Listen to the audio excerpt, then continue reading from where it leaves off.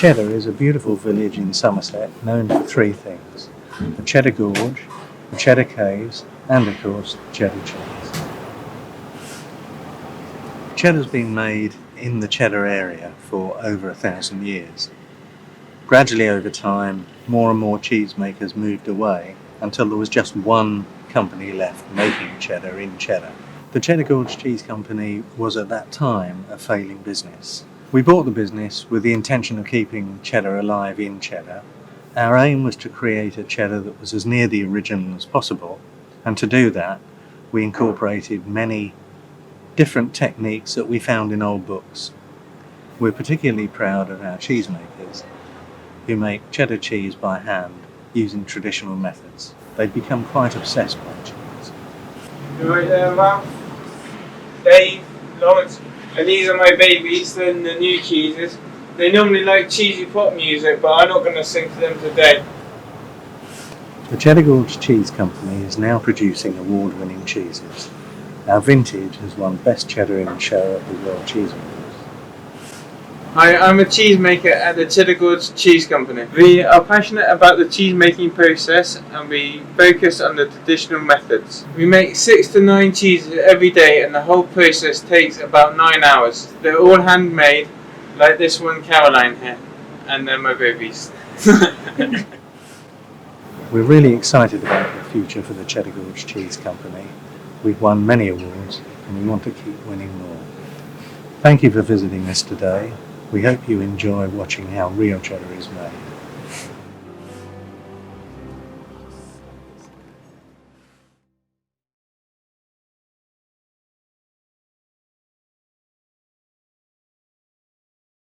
Welcome to the village of Cheddar, where cheddar cheese originated and from where it drew its name. The Cheddar Gorge was originally an underground river providing irrigation to the local pastures, making them perfect for the raising of cattle. The Cheddar Gorge Cheese Company is one of just a few companies still making traditional cheddar by hand, and the only one in Cheddar itself. Early each morning, the milk tanker arrives, having picked up the milk about half an hour earlier from the one farm in Cheddar which supplies us. The milk is pumped directly into the vat ready for use. We don't pasteurize the milk or heat treat it in any way, so that it retains those very characteristics that made cheddar so good originally. The milk is heated by steam passing round the jacket on the outside of the vat, and a starter culture added. This, as its name suggests, starts the ripening of the milk, which is essential to the cheese-making process. Once the ripening has been allowed to proceed for about half an hour, a vegetarian rennet is introduced. This is carefully measured and poured into a stainless steel bucket, which is only ever used for the coagulant. Water is added to dilute the mixture so that it can be distributed equally throughout the milk. The vegetarian coagulant causes the milk to set or coagulate into a junket made up of curds and whey. The paddle is removed and the mixture left to set over the next hour. During this time, the coagulum or junket gradually solidifies until the cheesemaker is satisfied that it has reached the right consistency. He does this by feel, usually by inserting his finger and splitting the curd. The way it splits will tell him whether it's ready to carry on to the next stage. What we now need to do is to make the curds and whey separate. We make the first cut, carefully going lengthways up and down the vat. As soon as it's cut, the junket starts to leak whey. Cutting must be carried out very gently to prevent damage to the curd at this point. The curd is left to settle and heal for about a minute, during which time whey starts to float to the surface. We now need to see how the starter cultures have been getting on. To do this, we measure the amount of acid they have produced as their numbers have grown. A small measure of whey is taken and tested. The point where the mixture turns pink shows how much acid there is, and so, indirectly, how well the starter cultures have multiplied. The delicate cubes of curd you can see here are the result of the cutting. Over the next hour and 3/4, the curds and whey are gently heated and stirred, which drives more whey out of the curd. We start to drain the whey from the base of the vat and take it through the hose to the large tanks outside, leaving the small pieces of curd behind. Once the whey has been drained, the curd left in the vat is moved onto the nearby cooling table by the cheesemaker. The temperature of the curd needs to reduce throughout the rest of the process, and the cooling table starts this off. Whey is still escaping from the curd and is helped by ensuring an even spread and depth on the cooling table. Spreading the curd by hand lets an experienced cheesemaker feel the texture, which will give him an indication of how the process is faring. Now comes the unique part of the process. The mass of the curd is cut crossways into pieces weighing about 8 kilograms. As these pieces are turned, you can see the texture changing very quickly as the curd starts to knit together. Once all the curd has been cut and turned, it is left for a few minutes and then cut again. We then start the cheddaring process by piling these blocks of curd onto each other. Over the next 30 to 40 minutes, the blocks are turned and stacked a number of times, the stack increasing by 1 level each time.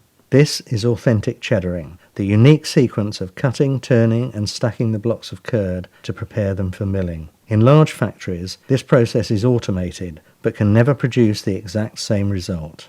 To see if the curd is ready, the cheesemaker pulls one of the blocks apart to test the texture. Whilst piling the blocks ready for milling, some salt is applied between the layers. This slows further development of acidity and helps even distribution of the salt. The salt is carefully measured beforehand, and the rest is mixed in after milling. Having spent the last half hour knitting the curd together, we now need to rip it into small pieces again, and we do this using a cheese mill. It has a rotating spindle with a series of metal pegs, which shred the curd when it's fed through the mouth of the mill. The purpose of milling is to further cool the curd, release more whey, and allow the salt to reach all parts of the curd. The remainder of the salt is added and folded in by hand. The curd is now shoveled into stainless steel cheese moulds, which have been lined with blue smoothers. The smoothers serve two purposes. They allow whey to continue draining and stop the cheese sticking to the side of the mould.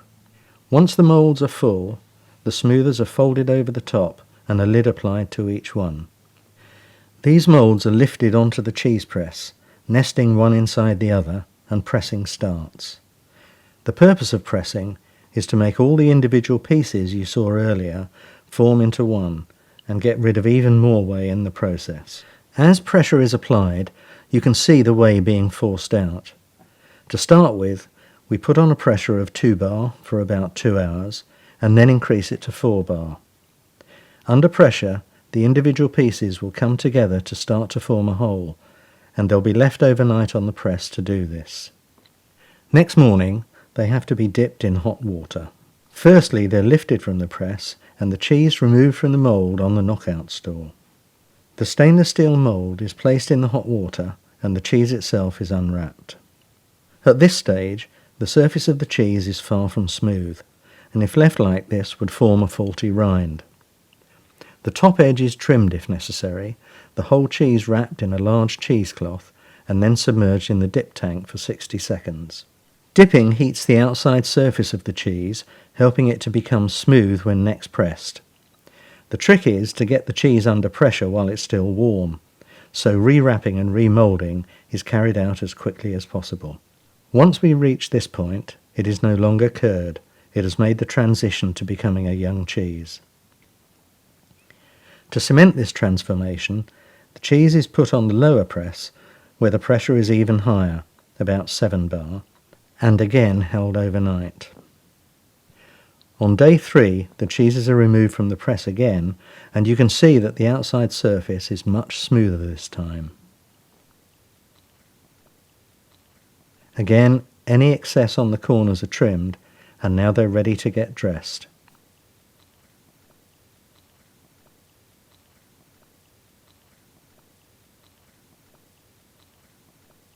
The cheesemaker wraps each cheese in a traditional cheesecloth, first round the outside and then puts a pre-cut round cap on each end.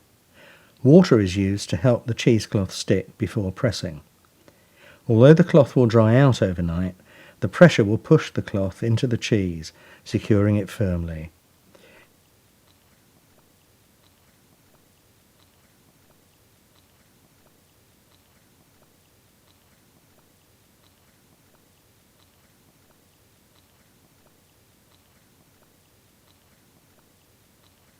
It's important to be as neat and tidy as possible, as any folds in the cloth will show on the surface and make an imperfect rind.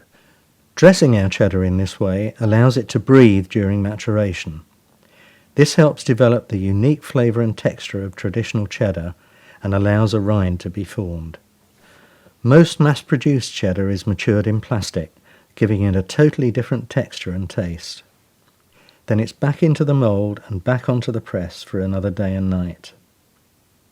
You can see that after the cheese has been made, there's still lots of work to do before it moves into its new home in the maturing store. On day 4, we're nearly ready to start maturing, but there's one final step. Each large truckle is weighed and has an identity tag fixed to the cheese. The tag will identify which day it was made and the initial weight.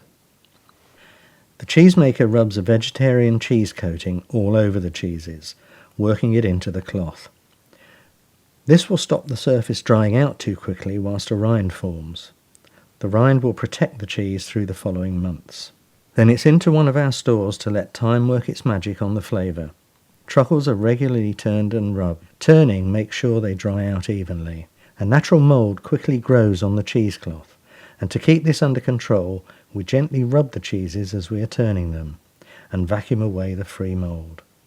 Before turning starts, new cheeses are allowed to sit undisturbed on their smoother for about 6 weeks, to allow them to harden up a little. Although the truckles appear to be robust, it's important to be gentle with them, as rough handling will crack the rind and cause faults during maturation. We also mature some of our cheese not far from here in Goff's Cave.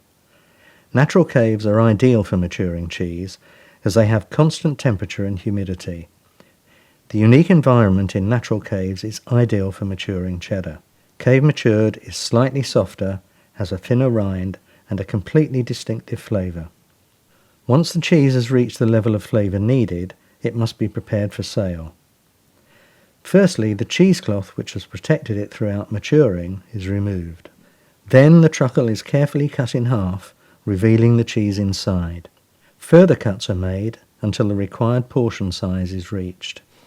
As cheddar ages, the flavour increases in both depth and intensity, from mellow at around 6 months to vintage at 18 months plus. A great deal of care and skill has gone into making, maturing and selecting our prize-winning cheese, so to make sure it stays in perfect condition for you, we seal it in vacuumed bags.